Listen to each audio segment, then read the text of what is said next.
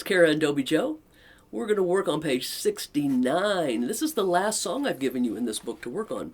Red-Haired Boy is a fiddle tune, and by fiddle tune I mean it was traditionally written by someone playing a fiddle, okay? Anytime you hear that term, that's what that means. Page 69, this is a pretty challenging song for us, and I know you can do this. But you'll notice at the top of the page that I've broken it down into 6 different exercises. And I want you to use your metronome and go over and over and over each one of these exercises before you attempt the song, okay? Let's play each one of these exercises a couple of times together. Exercise 1, you just need to make sure you're going down, up, down, up, down, up, down, up, okay? So you want to do that a lot. Down, up, down, up, down, up, down, up. Okay, exercise 2 is the same down, up motion, except we're going 1, 0, 1, 0, 1, 0, 1, 0, okay? You gotta spend as much time as you need to make sure your pick direction's going right on that. Exercise 2 again, 1 and 2 and 3 and 4 and. I would advise you to go back and do exercise 1 a few times and then maybe combine 1 and 2 together, okay? Exercise 3, we're going 2, 0.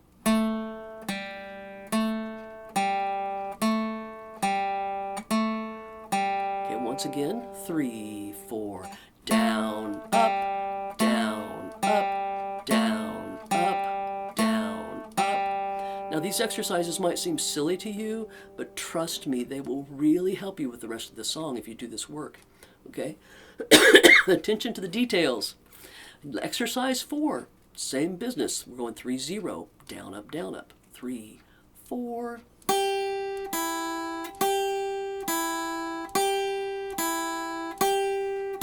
you want to do that over and over again until you can do that perfectly, okay? Exercise 5, we're going to go from 3 to 1. Now when I'm doing 3, 1 over and over and over again like this exercise, I'm not 100% sure that's going to apply to the song when we get down there. I think that we open it up. But when you're doing an exercise like this, where you're just doing 3, 1 over and over again, you can leave your 1 positioned all the time. You don't even have to lift it up. So you don't worry about going 3, 1, 3, 1, 3 like that. Just leave that first finger down. 3, 1, 3, 1, 3, 1, 3, 1. Just for the sake of this exercise, okay? Now if we put all of these little motions together in exercise 6, let's do this together and let's see what happens. 3 and 4 and 1 and 2 and 3 and 4 and 1 and 2 and 3 and 4 and... All right, that's kind of cool. Let's try that again. 3 and 4 and... That was a hammer-on, wasn't it? Let's do that again. 3 and 4 and... There we go.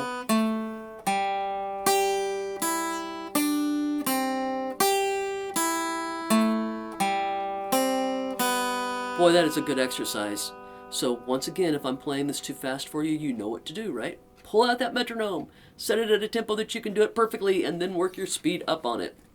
All right, let's go ahead and play this tablature. We've got repeat signs here, so we're going to play the first 8 measures, and then we're going to play them again. Then we're going to play the second 8 measures, and we're going to play those again, okay? Typically with a fiddle tune, they call that an A part and a B part.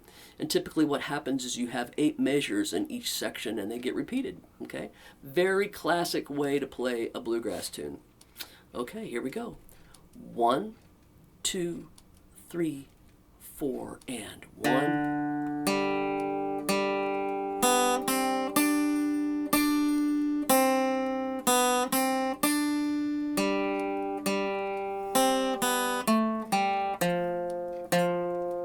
Second line.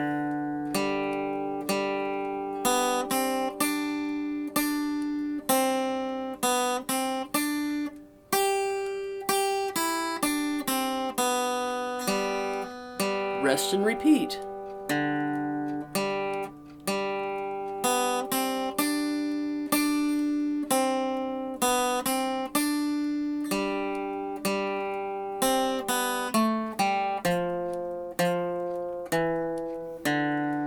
Second line again.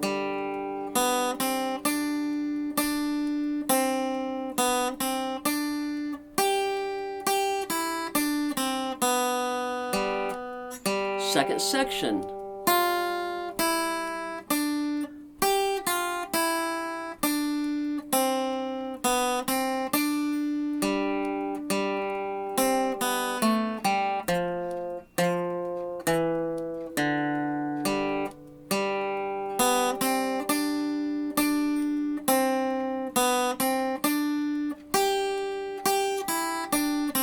And we get to repeat that section. Back to that third line down.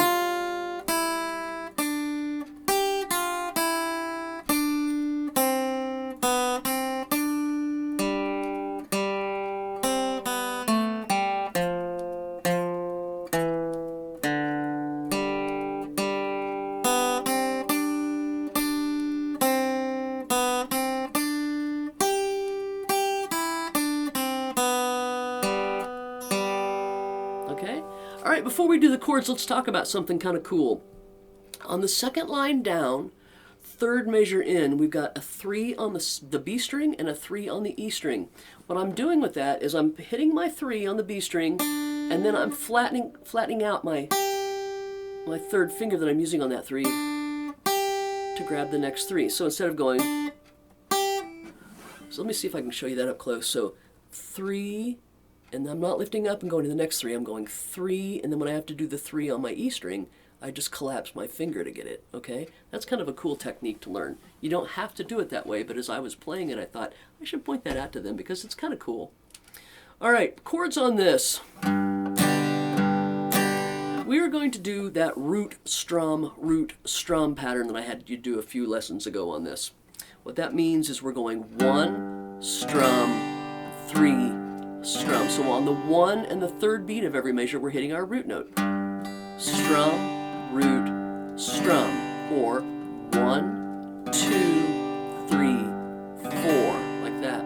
Now you should know the term root note. If you go back in the book, the root note is the first note that you strum when you're playing a chord. Now I'm asking you to play it singly, by itself, individually, and then strum down, okay?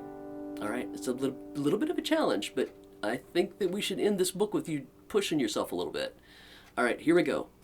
1, 2, 3, 4. 1, 2, 3, 4. C to C, right? G, 2, 3, 4. Here's that F chord. 1, 2, 3, 4. G. You know what? I'm not going to do this video over because we're almost done, and it doesn't hurt you to see me make mistakes, right? I'm going to use my post-COVID excuse again. I'm going to call on the post-COVID excuse. We're going to do that all over again, and we're going to do it right this time, okay? Here we go. 1, 2, 3, 4. Root, strum. I think I can do it this time. To C, G.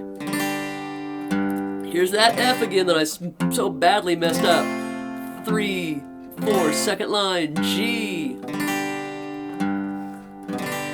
G to a C. G. D, back to G, and we repeat. G, 2, 3, 4. G to a C. G, 2, 3, 4. F. Messed it up again. G, 2, 3, 4. G to a C. G.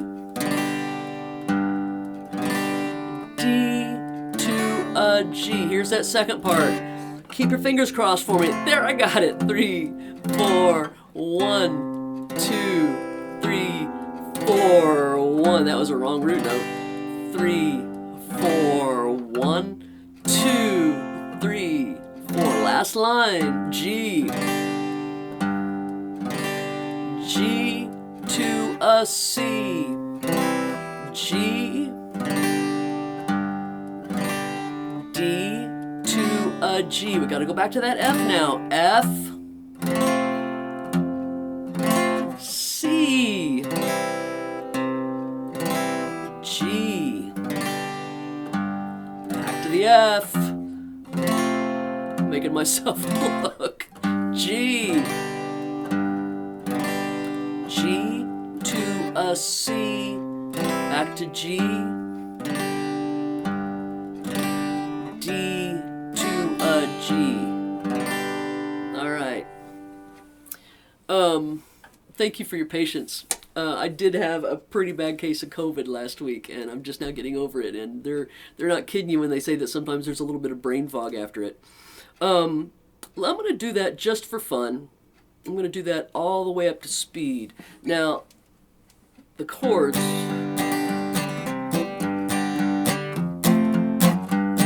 We're going to move along like that because the whole song is usually played like that, a lot faster. I want you to start slow and learn this version of it first before you do the fast stuff. All right, let's do this. Let's do this chord progression for you though, and I'm going to throw some walks in whenever I feel them. I'm also, instead of doing root down, occasionally you'll hear me do a root down, up. I might throw fast up in there. But anyway, we're just going to do this since it's our last song, and we'll have a little bit of fun with it. Now, that's a typical way to kick off a bluegrass song. I'm taking my 4th fret on my D string, and I'm sliding from 4 to 5, and then I'm picking down up on my G string. That's a really good way to set the tempo off on a song. So here we go. 1, 2, 3, 4. 1, 2, 3, 4.